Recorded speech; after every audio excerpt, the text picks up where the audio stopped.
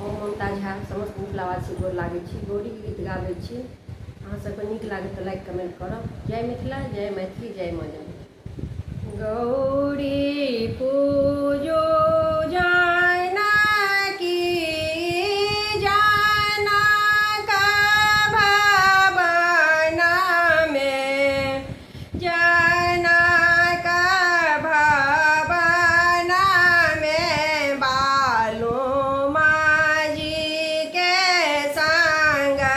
में, जनक भवन में बालो माँ जी के संग में, ते नाही जल लाए गौरी हम पूजब, तीन नाही जल लाए गौरी हम पूजब, गंगा ओ जमुना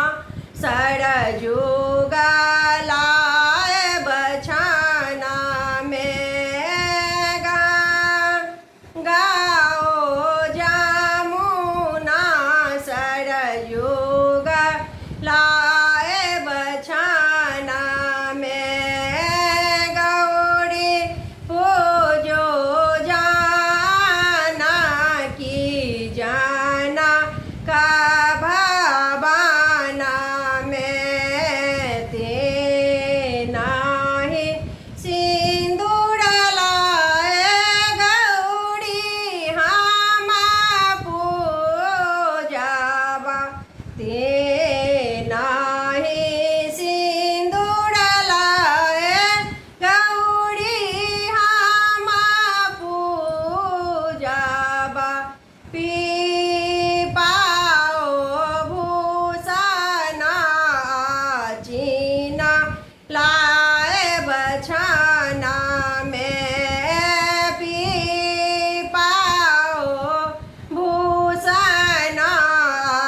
चीन लाए बछाना में, गौरी पूजो जानकी जनक भवन में, ते नाही फूल लाए गौरी हम पूजब, ते नाही फूल लाए गौरी हम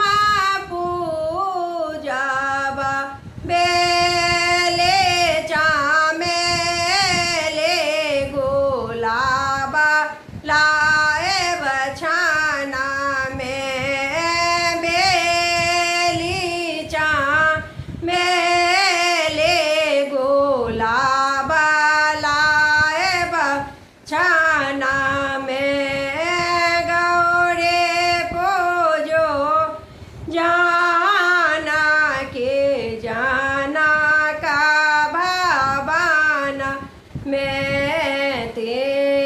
नाही नैवेद लाए गौरी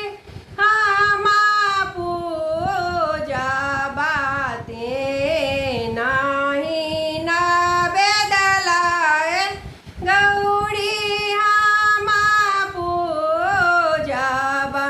केराओ पेड़ा अनार लाए बछाना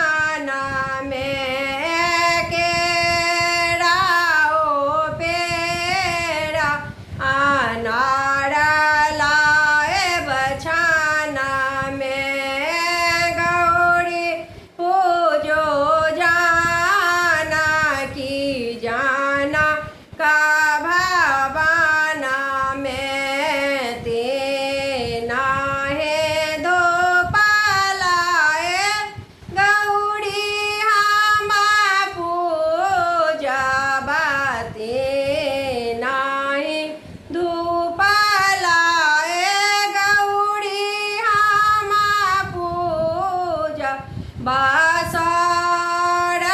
गो गोला धूमाना लाए बछाना में सारर गो गोला धूमाना लाए बछाना में गौरे पूजो जाना की जाना